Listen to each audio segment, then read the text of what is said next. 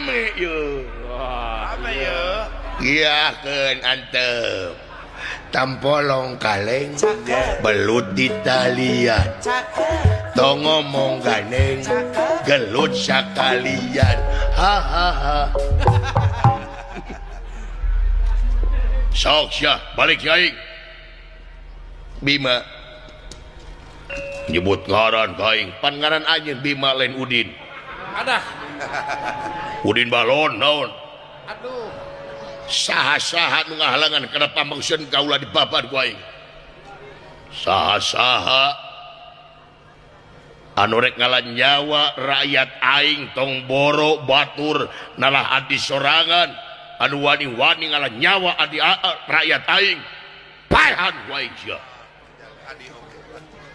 Kurang ajar sia bieu.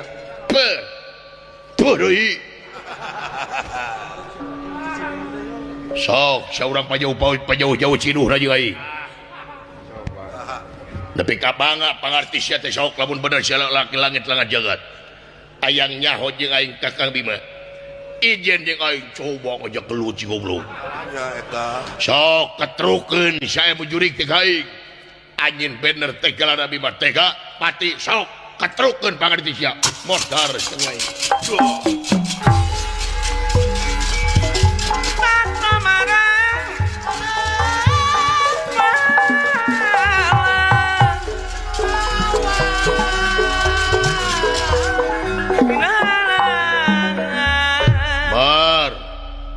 Bantuan ku aing Mar. Tenang Mar, ieu jurig rek maehan sia Mar.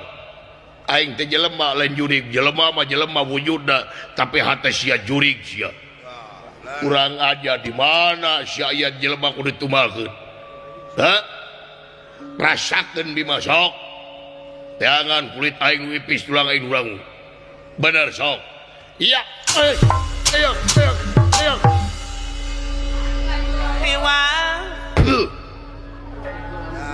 Eta ilmu jurig teh kurang ajar pukuh we sia mah gede aing meleutik tunggu fisik sia aya kawani mah hiap ayo hiap wah oi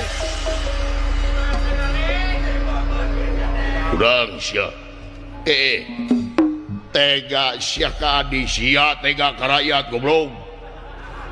Kurang ajar Bima modal.